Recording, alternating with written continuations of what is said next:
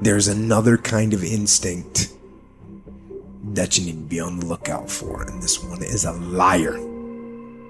This one is a saboteur. This one is a backbiter. This is the instinct that says, you've had enough. You've given it your best shot. You can stand down. You can back off. You can rest now.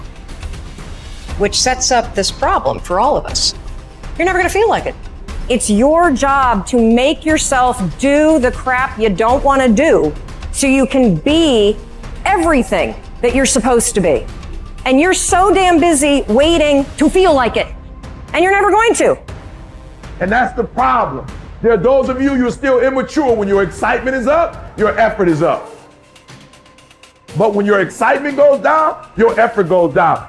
For some of you, you're too seasonal. When you're excited, man, you coming to work the first week, the first month, the first 3 months when you got that job, you were excited, and so you was putting forth effort. You on blade, not you got comfortable, and you're not excited no more. And guess what happened? Your effort has gone down. So do me a favor, get off of that feeling stuff. Get off your excitement.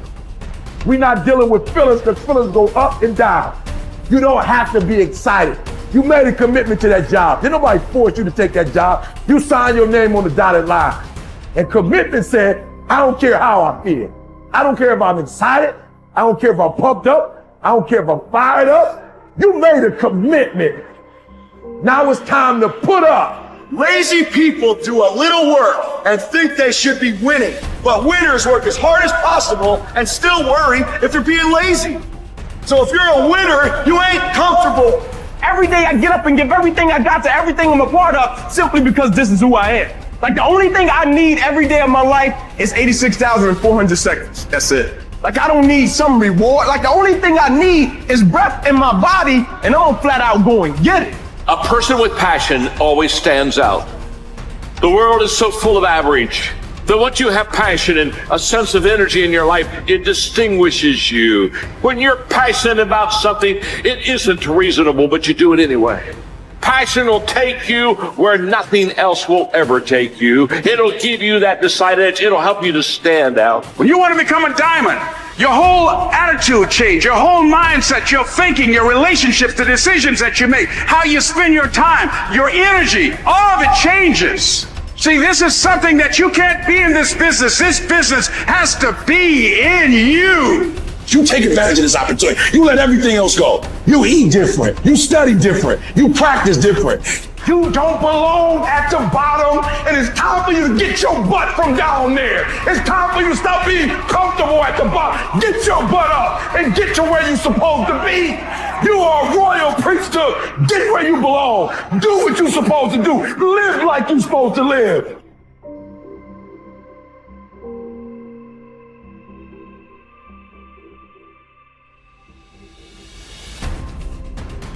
Get better every day. Socrates didn't know much. There wasn't much he held for certain. But he was sure, he said, that we cannot remain as we are. It doesn't matter who you are. It doesn't matter what you've done. Nobody is as good as they could be. Nobody is perfect. Everybody can improve. There are few self-fulfilling prophecies more important or more dangerous than this. If you think you have room to grow, you do, and you will. If you think you're as good as you can be, you're right. You won't get any better. It has been said that Tom Brady, the greatest quarterback in history, the youngest and the oldest to win a Super Bowl, isn't obsessed with winning. That's not what he focuses on. He's obsessed with improving the accuracy of his touchdown passes in the fourth quarter. He's obsessed with getting a little bit faster at releasing the football. He's not willing to stay the same, even though that same is very consistently the best in the league. The process of getting better, that's his drug. That's the dragon he chases. That's how he is able to defy aging and all expectations. The Japanese word for this is kaizen, continual improvement. Always finding something to work on, to make a little progress on. Never being satisfied, always looking to grow. Revolution, transformation, That's what amateurs chase. The pros are after evolution. If the first step is just showing up, committing to doing something each day, then the next step is finding something to focus on getting better at each day. And in this, where cumulative improvement meets compounding returns, we can harness one of the most powerful forces on earth. Think about it. Most people don't even show up. Of the people who do, most don't really push themselves. So to show up and be disciplined about daily improvement. You are the rarest of the rare, and if improvement sounds difficult, how about just making fewer mistakes? This is what Gehrig's manager said about him. The secret to Gehrig's incredible trajectory as an athlete wasn't just his commitment. It was that he never made the same mistake twice. The guy who began his career blowing at least one play per inning improved to one mistake per game, to one per week, to one per month. To err is human. But to err is each day is to become closer to the divine. We not only hold ourselves to a standard, but we ratchet the standard up as we go. Just as with weight training, what we're lifting should be steadily increasing with each subsequent workout. Our unwillingness to be satisfied with our performance, to be done with our progress, is what keeps us from plateauing. It drives us forward. Is it a little discouraging that we never seem to arrive? That our standards rise just out of reach of our abilities?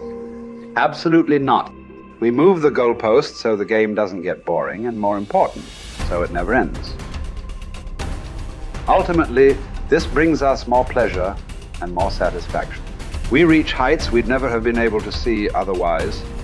Do you want to be rotting or ripening? Are you getting better? Because if you're not, then you're probably getting worse. Anyone, whether they're a professional athlete or a house cleaner, can get better at their job. You can get better at being a person, a citizen, a son or a daughter. You can get better at how you think, how you focus, what you think about. Just as one person delights in improving his farm and another his horse, Epictetus would say, riffing as it happens on Socrates, so I delight in attending to my improvement day by day. He said this as a man who clawed his way out of slavery. He said this from exile. He said this as one of the wisest men in the ancient world. And still, he was focused on how he could get better every day, in every way. One can imagine that for Epictetus, this discipline would have been extremely helpful in those dark times, because it gave him something to focus on, something only he controlled, not his master, not society, not his station in life.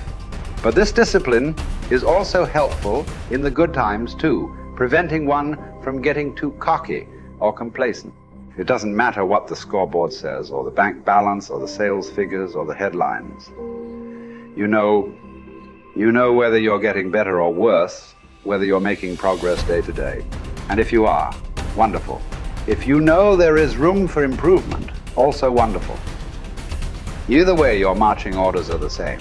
Come what may, success or failure, fame or misfortune. A focus on progress lets us look ourselves in the mirror with pride and ignore all the commotion in the background. It's the journey of a lifetime. In fact, that's the way to think about all of this. How much progress could you make if you made just a little each day over the course of an entire life? What might this journey look like? Where might it lead if each bit of progress you made presented both the opportunity and the obligation to make a little more progress, and you seized those opportunities, you lived up to those obligations each and every time? Will you choose to take this journey? Will you continue on, even when you've reached further than you ever thought you could go? Or will you stop there? Are you going to keep practicing? Or have you decided that this is good enough? That you're good enough? Will you remain as you are? Or become what you're capable of? Because once you stop getting better, there's only one direction to go. Do the best you can. The Emperor says in Marguerite Yourcenar's beautiful novel Memoirs of Hadrian, do it over again. Then still improve, even if ever so slightly, those retouches. It's a beautiful irony. You're never content with your progress, and yet you're always content. Because you're making progress. What does it mean to live an infinite life? Clearly, our lives are finite. We're born, we die, we come, we go. But life is infinite. The game of life will continue with us or without us. Which means every single one of us has a choice. We don't get to choose the nature of the game. Life is infinite. We don't even get to choose if we want to play in the game or not. Once you're born, you're in it. We get one choice. Do you want to play with a finite mindset, or do you want to play with an infinite mindset? To play with a finite mindset means waking up every day and say, I'm going to be the best, I'm going to be better than everybody else, I'm going to accumulate more power, more responsibility, more money, whatever it is, whatever your metric is, I'm going to get more than anybody else. Me.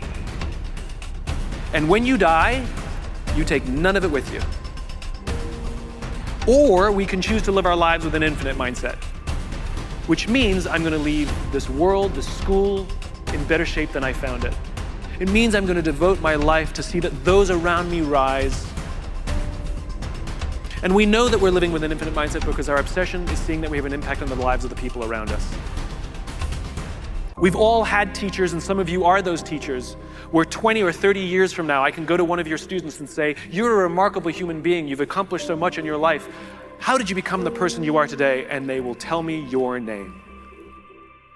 We all remember the teacher who believed in us. We all remember the teacher who had our backs. We all remember the teacher who saw something in us that nobody else saw. We've forgotten all the others, but we remember those couple.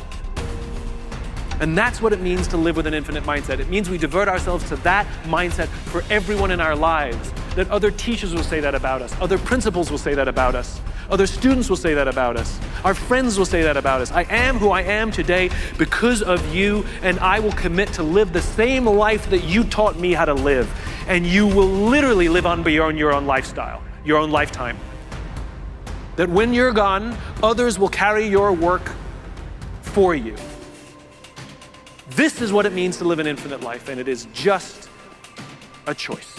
Nobody changes until they change their energy. When you change your energy, you change your life. It's the way it is. When you stop using your enemy to reaffirm your addiction to hatred, when you stop using your best friend to reaffirm your addiction to suffering, when you stop using your Facebook to reaffirm your addiction to insecurity, when you stop that whole process and you start going inward and you're no longer relying on those outer things that create those emotions, and you start creating those inner emotional states, you start changing your energy. Now, whatever is no longer a vibrational match between you and that past, present reality is going to fall away. Right. They're just going to spiral out. You're no longer putting your attention on them. In other words, the stronger the emotion you feel with some problem in your life, the more you give it your attention. Where you place your attention is where you place your energy. You're giving your power away, your life force. Yeah. Lower the volumes of that emotion, you take your attention off that person, you're calling energy back to you. Yeah. And you're building your own electromagnetic field. We've seen the evidence of that in many events, because when people start overcoming themselves, the first day, not always, but the energy of the room will drop. Why? Because they're drawing from the field to build their own field. Now when they build their own field the next day and the fields start interfering with the people next to them, whoop, the energy in the room just keeps going up. So now there's no longer a vibrational match between you and your coworker. Be prepared, because that old known thing is going to fall away because you're no longer emotionally and energetically connected to it. So then when you get in that state, it's not a time to try to put it back together, because at the same time these things are unraveling and they're moving towards chaos, and chaos is just unpredictable order. Right. It's novelty, the newness of an experience that you can't predict is chaos. If you apply the formula, and all potentials in the quantum field exist as electromagnetic potentials. They are possibilities. When they begin to synchronize coherently, your brain and heart, you got a strong Wi-Fi signal, because now you're putting out a very laser coherent signal. Right. When there's a synchronization between your energy and that potential that exists in the future, but it really exists in the present moment, because that's where they exist in the quantum. Now,